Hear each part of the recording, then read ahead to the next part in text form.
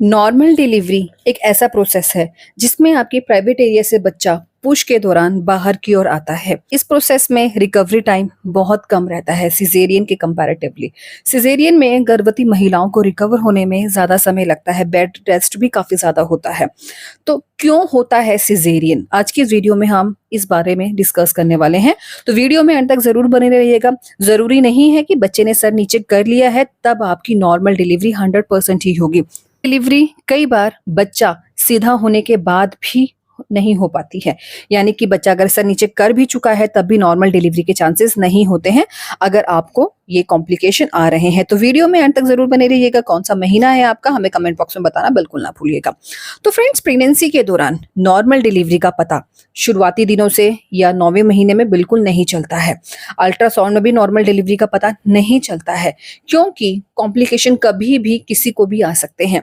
अगर बच्चे के चारों ओर का पानी अचानक से सूख रहा है, ठीक है, आपने अल्ट्रासाउंड करवाया, बच्चे के आसपास का पानी कम आ रहा है, तो नॉर्मल डिलीवरी के चांसेस घट जाते हैं, क्योंकि ऐसे में इमरजेंसी में बच्चे को सिजेरियन के जरिए बाहर निकालना पड़ सकता है।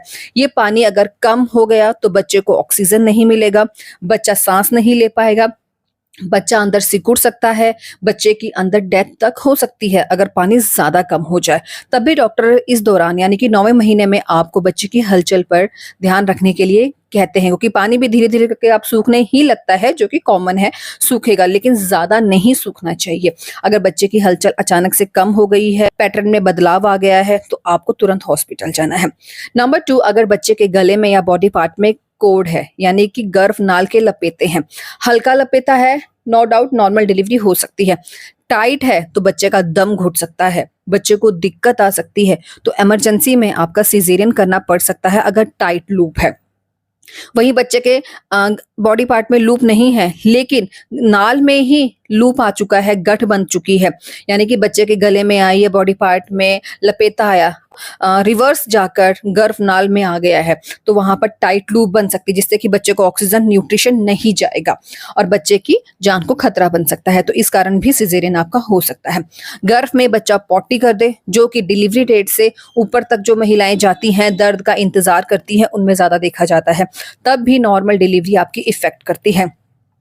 गर्भ में पानी बहुत ज्यादा है तो ऐसे में बच्चा तैरता रहता है पेट में और कई बार सर नीचे करने के बाद फिर से टेढ़ा हो जाता है, तो आधे टेढ़े बच्चे में भी नॉर्मल डिलीवरी के चांसेस कम रहते हैं, तो रिस्क आपको नहीं लेना है।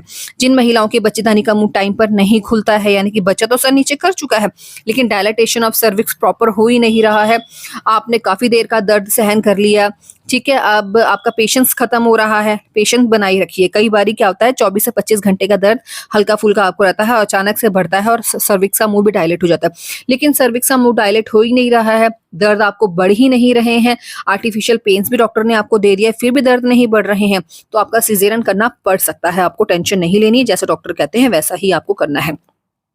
कई बार तो ऐसा होता है कि बच्चे की जो हार्ट रेट है, एफएचआर, वो डाउन जाने लगती है या बहुत ज्यादा होने लगती है। इस कंडीशन में भी डॉक्टर आपके बच्चे को सिजेरियन के जरिए बाहर निकाल सकते हैं।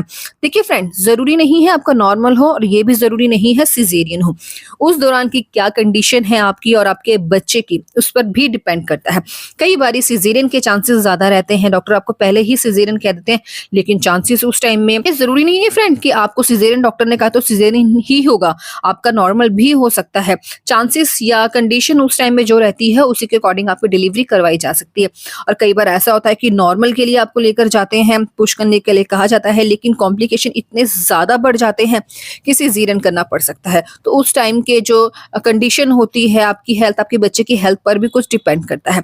तो इस तरीके से आपको अपना ध्यान रखना है, बच्चे का ध्यान रखना है, बच्चे की हलचल पर बहुत ज्यादा ध्यान रखना है। और कई बार पानी की थैली आपकी फूट जाती है, उस कारण भी सिजेरियन आपका करना पड़ सकता है। तो इन सारी बातों को आपको ध्यान रखना है, टेंशन नहीं लेनी है। कोई भी मन में डाउट हो तो हमें कमेंट करिएगा, हम आपको रिप्लाई जरूर करेंगे। तो कौन सा महीना है आपका, हमें कमेंट बॉक्स में बताना बिल्कुल ना भूलिएगा।